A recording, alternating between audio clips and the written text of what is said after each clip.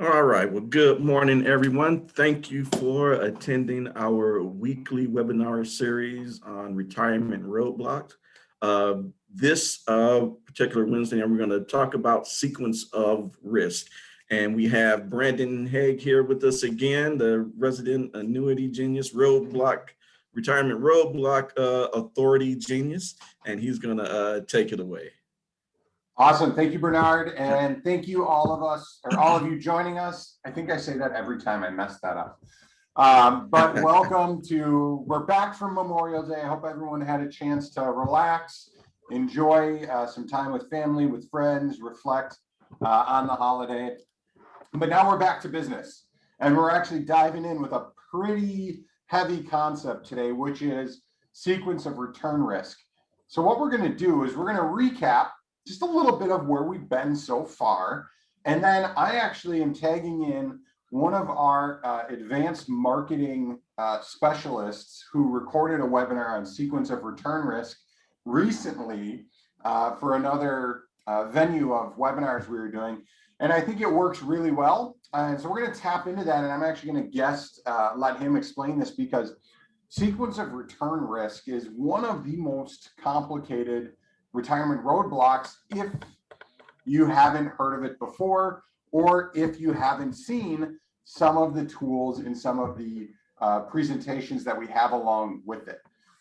In general, the idea is if you retire at the wrong time, your funds may not make it throughout your retirement. And a lot of it's luck, which people have a hard time thinking through and discussing. So we're going to share with you how you can talk about that, how you can actually then help some of your clients take control of that risk and take over. But first, let's recap where we've been. We've been talking retirement roadblocks, and we've hit on two big ones recently: longevity and inflation. Remember, last week during our Q&A session, we talked about leveraging the longevity calculator and the inflation impact to show your clients, hey, here's a pretty good estimate of how long you can, or you may live in retirement, and what inflation can do to that income as you kind of continue living, and inflation isn't going away.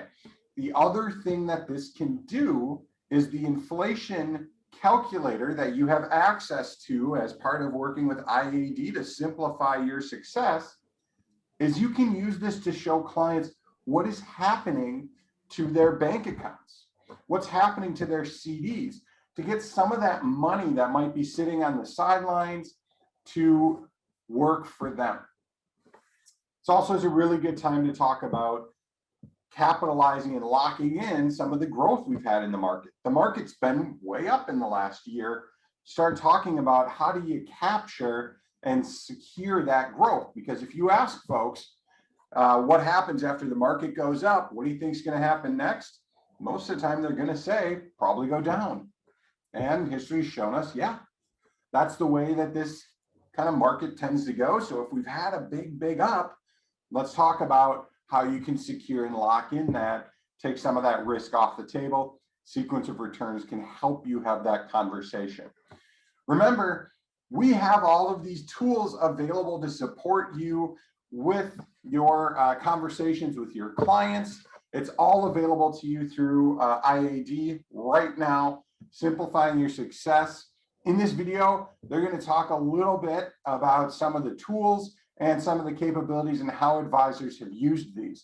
So what I'm going to do is I'm going to transition into this video. And a couple of key topics I want to share with you to think through what sequence of return risk is and how it can affect clients in retirement. Because the biggest thing to think about where you have to shift your mind is when clients retire, they have their portfolios, but in order to generate income, if they're not using a protected income product, they need to sell shares of their investments in order to create an income for them. Now, if the market is down, they're going to need to sell significantly more shares than if the market is up. And if the market is down in the beginning or in the very near future after retirement, that can create a deficit that clients can't always get out of.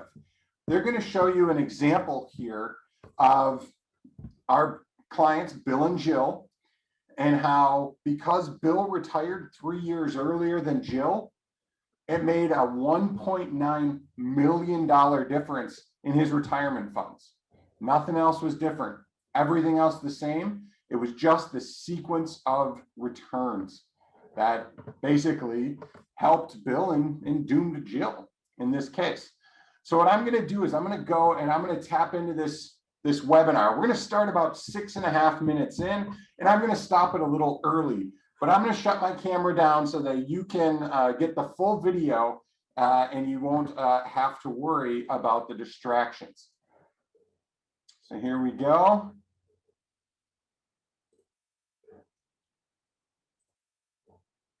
Well, good afternoon. I'd like to welcome everyone to Roadblock's platform. And at the end of today, I'm going to showcase a whole a litany of tools inside Retirement Roadblocks that we have available to help you explain this concept to your clients and to your prospects. Now, I personally think sequence of returns risk is probably one of the most difficult risks for clients to understand. And it's also one that a lot of folks don't like to think about. And the reason for that is while other risks that are out there are ultimately can be hinged on some decisions we make. So like say Social Security, for instance, we decide when we want to file for Social Security. Are we going to file at 62? Are we going to wait till age 77 or somewhere in between? Sequence of returns risk is truly, in a lot of cases, completely outside of our control.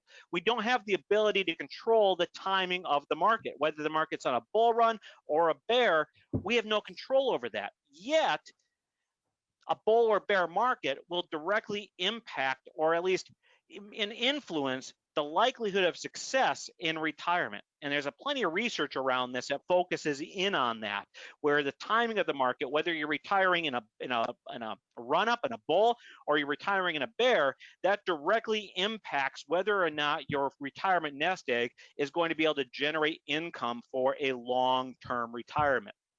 So therefore, it becomes an uncomfortable conversation because a lot of folks don't want to deal with that. They don't want to face the fact that luck, for lack of a better term, in a lot of cases, will certainly influence their retirement. Now, to help us along the journey of understanding sequence of returns risk, we have Bill and Jill. Now, Bill and Jill, and you'll discover in the Retirement Roadblocks platform, are really the centerpiece. They're the folks that go ahead and really steer the story. And the reason we went with Bill and Jill is by having characters ultimately that are going to go along this retirement journey, we find that clients and prospects react better to that. And to really drive home the point, think back to when you were in high school. I know that for some of you, that's a long time ago, including myself. It's been a decade since I was back in those days. But I do have a son right now in high school, and I can attest that this story I'm going to tell does happen. If you think back to when you were in high school, and it was yearbook time. So the time came around, yearbooks were being handed out, usually happens right near the end of school, right? And everyone gets their yearbook. What's the very first thing that you did when you got your yearbook? Well, I know, watching my son and watching his friends with their yearbooks, the very first thing that happens is everyone opens the yearbook and looks for themselves. It may be their senior graduating class picture that they're looking for. My son plays football, so therefore he goes right to the sports pages in the yearbook and finds himself in the team photo. There I am, and same with track. He does track as well. He looks for himself in the pictures. We all do that, and so Bill and Jill, by having Bill and Jill incorporated into the Retirement Roadblocks material, it's a chance to go ahead and have people see themselves. They go ahead and have a person that's ultimately going to represent themselves through this retirement journey. And I think that's one of the beauties of the Retirement Roadblocks material, is that Bill and Jill are going to go through this experience to make it more relatable and understandable for individuals as they try to grapple with these 7 financial risks. Now, as it pertains to sequence of returns risk, Again, this is all is just hinges upon, do you retire when the markets are going up, or do you retire when the markets are going down? Really, it's the order of returns that we're grappling with, the order of returns that we need to go ahead and deal with. And to really drive home the point, let's take a look at a hypothetical historical scenario. So here we got Bill. Now Bill, he's going to retire in 1996. Now, Bill has done a really good job of saving. He's been diligent about it. He's been really conscientious about saving. And when he retires, he's going to have $1 million in retirement assets. Now, he's gone ahead and looked around and he's done some research and he says, where do I put my $1 million? Well, everyone tells him he should be looking at the S&P 500 index. So Bill goes ahead and he's going to use the S&P 500 index as the cornerstone of his retirement income strategy. He's going to withdraw our old friend, the 4% rule. So he's going to take 4% out of his $1 million each and every year, and he's going to increase that 3% each year for inflation. So that's Bill's strategy. He's going to retire in 1996. You put all the money in the S&P, and he's got his $1 million nest egg. Now we have Jill. Jill is a little bit younger. So Jill, in fact, is going to retire in 1999, only 3 years later. But just like Bill, she was very diligent. She saved up a lot for retirement. She's got the same $1 million. In fact, Bill and Jill talk.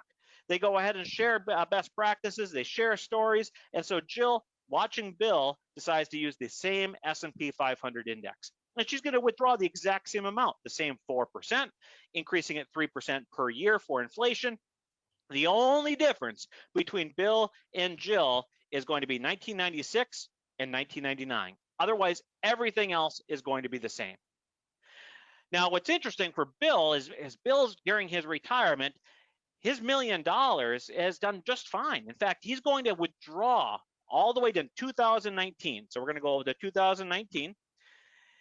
And at that point in time, he's going to have withdrawn 1.3, almost $1.4 million. Not an insignificant amount, but his retirement nest egg is now $2.1 million. His $1 million has more than doubled, and yet he still pulled out $1.4 million. That's the American dream. He's retired with $1 million, was diligent about it, and now he has 2.1, and he's still fully funded his retirement.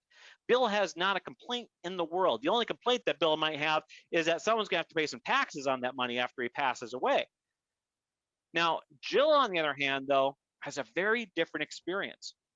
Jill's $1 million has generated about $1.15 million in withdrawals. So she's actually withdrawn almost the same amount as Bill. Remember, there's only a 3-year difference between the two of them, but her account statement shows $148,000.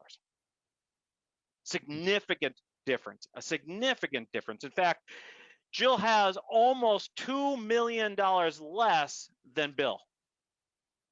Now stop and think about that for a second. How can this be that there's only a 3-year difference? It isn't as if Bill and Jill were retired for significantly different periods of time. We're sitting in a situation where they've only been retired for a difference of 3 years, but yet we have almost a $2 million difference using the same investment strategy, the same withdrawal rate, inflation is the same, everything is the same except for 1996 and 1999. Why is that? Why is such a huge difference? Well, one of the reasons is we can just take a look at what was taking place, the sequence of returns, hence the topic of the day. Sequence of returns is the reason for the difference.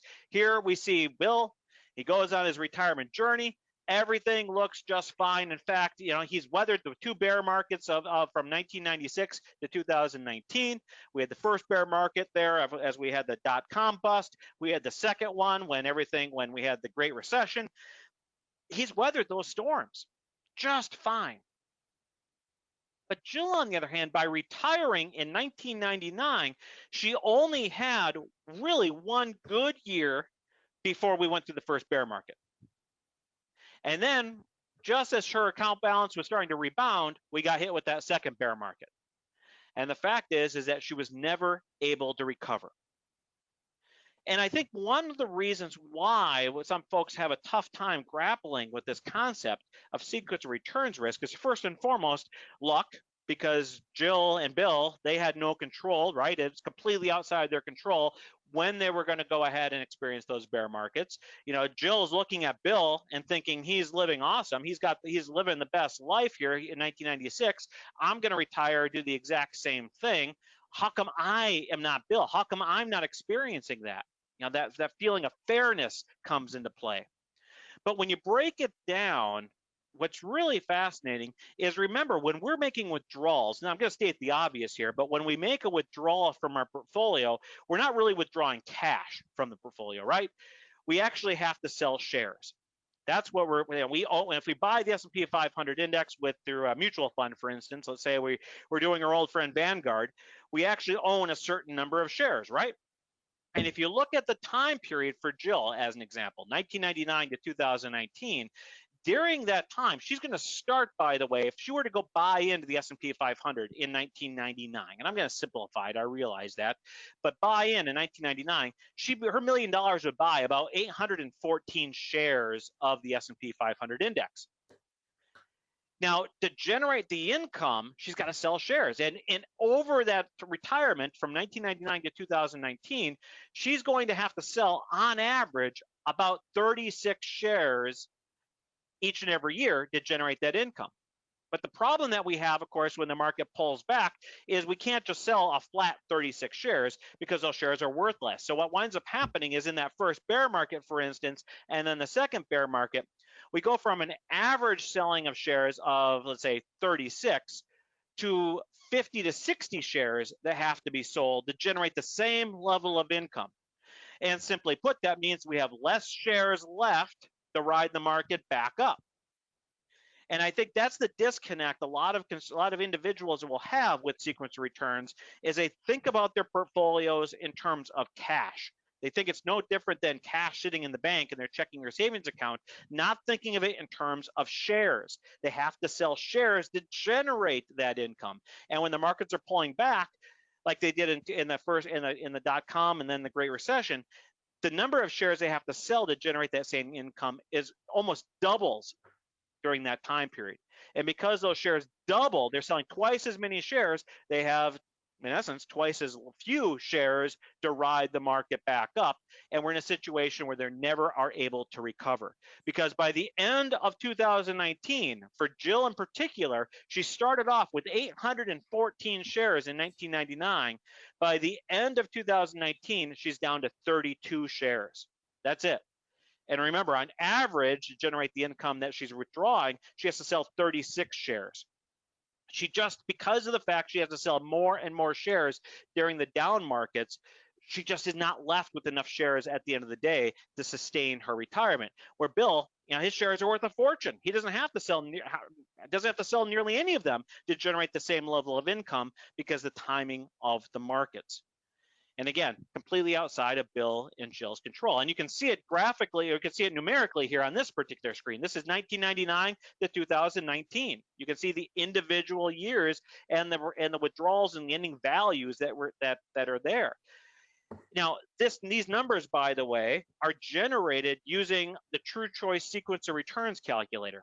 So the True Choice Sequence of Returns calculator allows you to model these very same scenarios. But you can use any numbers you want to use. So if you wanted to use 1996, 1997, 2001, 1985 as your starting point, you can choose to do that with the sequence returns calculator on the True Choice website. In addition to that, you can choose your own withdrawal rate, your own inflation rate, your own starting values if you wanted to.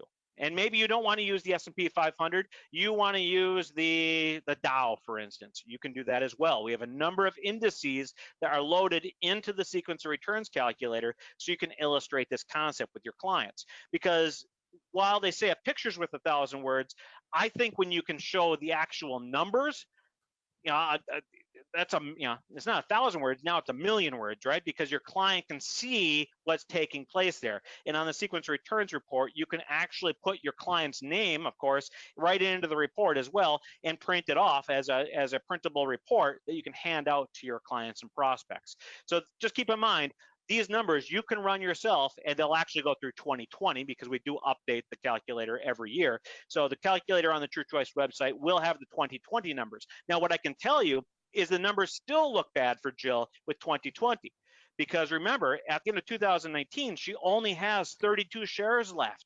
She still has to sell a boatload of shares to generate the income in 2020, even though the markets went up.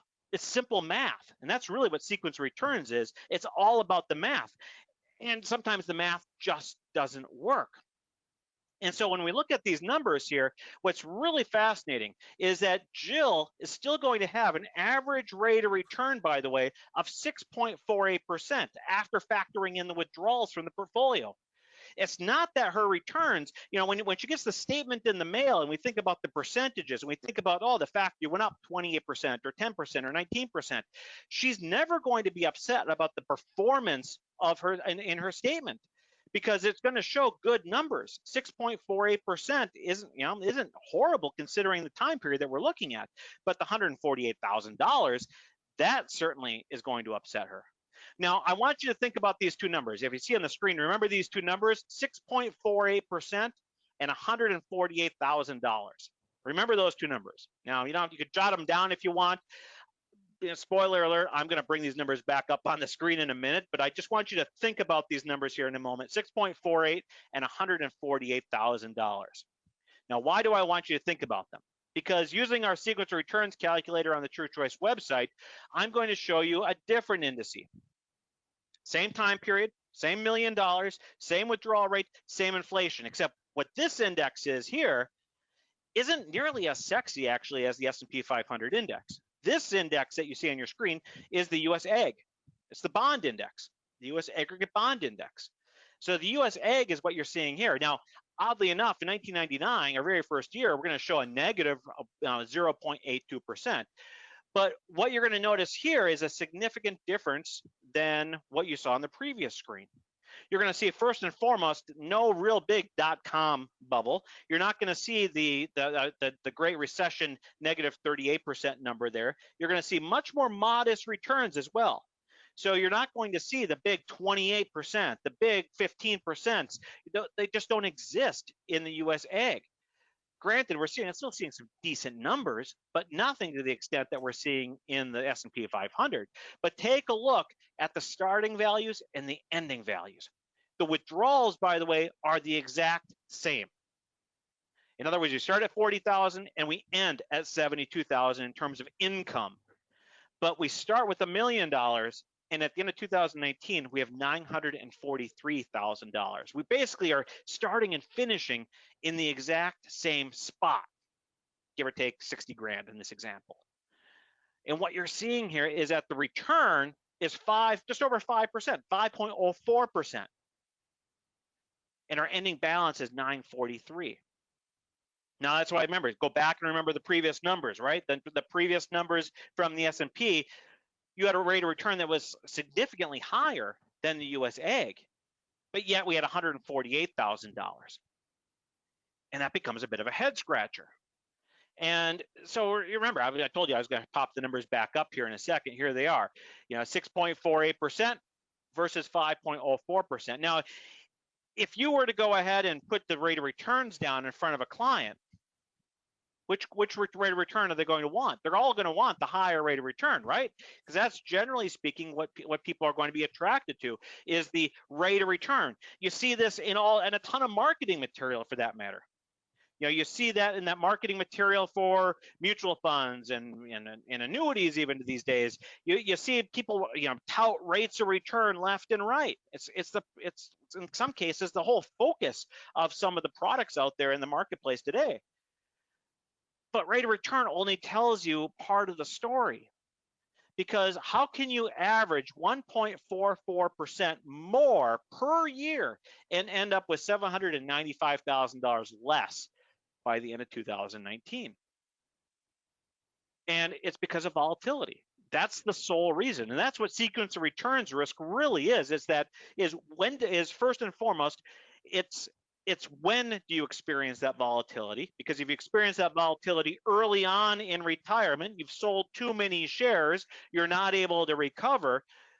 But even later term volatility is then going to take its toll as well. because when we're looking at a retirement of 20, 30, maybe even 40 years, we just can't look at volatility, let's say in the first couple of years.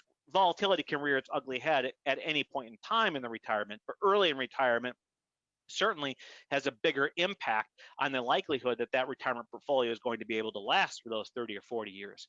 Because at the end of the day, does it really benefit you to chase high returns during the retirement distribution phase? During accumulation, you can be completely focused on that. But once you start selling those shares, as we talked about earlier, once the average number of shares you have to sell goes from low 30s to 50 or 60 during a market correction, you're now in a situation where chasing those high returns results generally in exposing yourself to more volatility, which means you have to sell more shares, which ultimately creates some issues. So what's more important? Greatly reducing the volatility risk or achieving higher returns? And in retirement, I would argue that we want to go ahead and reduce that volatility in retirement as much as possible rather than chasing higher returns. Now, I'm not saying we don't need some degree of return, right? Because you still need to have some degree of performance, but it's important that we get rid of the swings, the volatility of the portfolio in retirement. And that ultimately is where True Choice and you come into play. Is at True Choice, of course, we wholesale a wide variety of products: annuities, life insurance, and long-term care. But annuities, with their unique ability to generate lifetime income, can create some flexibility inside the portfolio, because the annuity with the living benefit riders has the ability now to generate that retirement income without any concerns for volatility, right? The insurance company is going to go ahead and take on that risk. We've transferred that risk to the insurance company, and in exchange, the insurance company is going to give us some income that's going to be guaranteed for our life, or in some cases guaranteed for both husband and wife, or two individuals' lives. We can transfer that sequence of return risk to the insurance company. Now, a lot of individuals will say, Brian, that's all great, but sequence of returns risk really comes into play when we have a market correction early in retirement, when we have that volatility take place early in retirement. And I would say, yeah, you're absolutely right. You're absolutely right. But the problem, of course, is I don't have the crystal ball. I would like to say that this bull market is going to continue for a long period of time, but we look back at last year, we saw how quickly the markets can correct. Now, we were lucky enough last year where we had a significant correction in the market, followed by a significant recovery in the market, that V-shaped recovery in the market. But as we all know, because it was so shocking how quickly it pulled back and how quickly it went back up, that's not something we normally experience. Right? I mean, you think about the last few corrections, it took years for the markets to come back and recover. As we saw in Bill and Jill's example, the anomaly of last year is just that, an anomaly. And so since I don't have a crystal ball and I don't know when the markets will correct, and a lot of times they come out of left field, our jobs as managing risk and offering risk management solutions means that we ultimately want to be prepared for the unforeseen circumstances. We buy insurance for our homes to protect our homes against a fire, not because we expect them to burn down, but when the fire does take place, we're covered. The annuity certainly plays that role. It's part of the risk management process. It's one of the tools inside of our toolbox to help manage the risk and try to minimize the effects of sequence of returns. So from that. And that is our sequence of returns piece. I'm just going to bounce. Good afternoon. One more here. I'd like to welcome everyone. There we go. So that's sequence of returns. And what is important about that, again, is that idea of when you get to the point of you're actually taking income, it's not about chasing the high returns anymore. It's about trying to negate that volatility, because you can get a lower rate of return and still end up with more funds. So I know that was a lot. There's a lot in there. That is a complicated retirement roadblock. But we will continue to touch on it and how it plays into working with your clients and bringing this kind of an idea of taking control of your risk to your clients. I've mentioned it before, IAD has built out a complete support system as Bernard says, simplify your success. And all you need to do is reach out to Bernard, reach out to your IAD marketer, and we can have these conversations. If something's not clear and you have a question, we are happy to help walk you through it so you feel confident going ahead and putting it in front of your clients. I'm really excited to be able to continue to do these webinars because we're going to have some really cool success stories coming up. Many of your colleagues have gone ahead, taken up the torch, and is actually now presenting these ideas to their clients. And we're seeing the clients respond. We're seeing actually some clients ask for this type of thing, especially now as the market continues to be volatile. And we're seeing some of these big swings in the growth, wanting to lock those in. So next week, we're going to go into withdrawal rate risk. What that is that's the risk of taking too much money. If you start spending too much early, you can get to the point of running out before the end of your retirement. It's a lot like going on a road trip and knowing you're not going to have enough gas to get to the finale. So we'll talk a little bit about that. We'll talk about some of the tools. But for today, for our week back on Memorial Day, thank you for your attention. Again, reach out to Bernard, reach out to your IAD marketer, and we can walk you through any of these pieces as well as all the tools you have now to have these conversations with your clients. Bernard, I turn it back to you, my friend. All right, thank you, Brandon. Actually, I've learned a lot on this particular segment, a sequence of risk. Like I say, back in the day when I was a financial advisor, way back in the day, and a lot of this came up. And now actually seeing my own retirement funds, and I'm going to actually put this to use because I don't want to outlive my money. And I gotta, when I'm 50, I'll be 54 in July. And for me, I want to retire at 65. So, I'm going to put this to good use as well. So, folks, we will see you again next week. I do appreciate you joining us. Like I say, this show isn't over. We got a lot more to talk about on retirement roadblocks. And you all have a great rest of your week and take care. All righty. Bye. Bye, everyone.